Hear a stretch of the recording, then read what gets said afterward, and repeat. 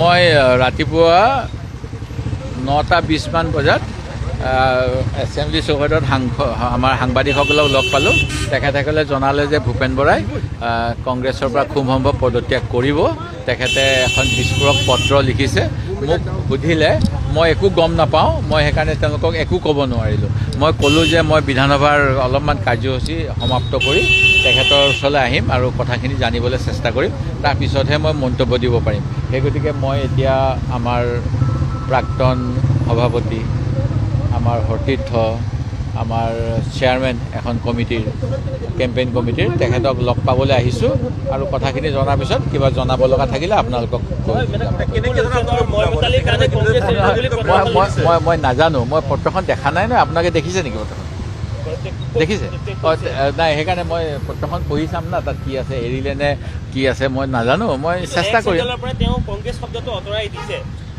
এনেকুৱা হয় কেতিয়াবা, অলপ মনত দুখ লাগিলে আৰু কিনো কংগ্ৰেছ কৰি আছোঁ বুলি ভাবিছে চাগে। তাইতো ময়োতো কংগ্ৰেছ কৰি আছোঁ, মোৰোতো মনত দুখ আছে। মোকতো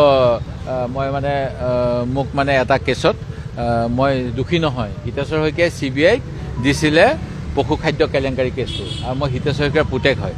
আৰু নিজৰ পুতেক যদি দোষী হয়, আজিলৈকে এনেকুৱা বাপেক দেখা নাই যে তদন্ত কৰিবলৈ দি দিব। মোক কিজানি দেউতাই জানিছিল মই নিৰ্দোষী, সেইকাৰণে অসম বিধানসভাৰ মজিয়াত ঘোষণা কৰিছিল যে আপোনালোক বিৰোধী। সেই সময়ত চন্দ্ৰমোহন পাটোৱাৰী আৰু অন্যান্যসকল বিৰোধী দলত আছিলে, যে আপোনালোকে যদি ভাবিছে অসম আৰক্ষী মোৰ নেতৃত্বত আছে, এতিয়া যেনেকৈ SIT দি আমাৰ CMে কিছুমান কথা লুকুৱায়, অসম আৰক্ষী CIDৰ ওপৰত যদি আপোনালোকে সন্তুষ্ট নহয়, পশু খাদ্য কেলেংকাৰী তদন্ত মই CID হাতত নিদি CBIক দিম। মোৰ দেউতাই 1994 চনত CBIক দিছিলে আৰু CBI মোকো জেৰা কৰিলে।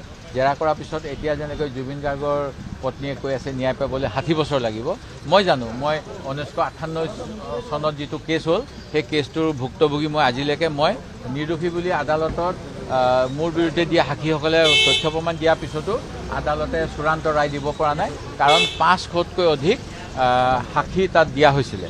এতিয়া এই ঘটনাটো এনেকুৱাই হৈছে যে মোৰ নিজৰ ক্ষেত্ৰতো কংগ্ৰেছৰ এচাম মানুহে মই যাতে টিকেটৰ পৰা বঞ্চিত হওঁ, তৰুণ গগৈ ডাঙৰীয়াৰ সেই সময়ত প্ৰয়াত মুখ্যমন্ত্ৰী কাণত খুচখুচাই কৈ আছিল যে দেৱব্ৰত শইকীয়া পশু খাদ্য কেলেংকাৰীত জড়িত, তেওঁ জেল যাব, তেওঁক চিট দিব নালাগে।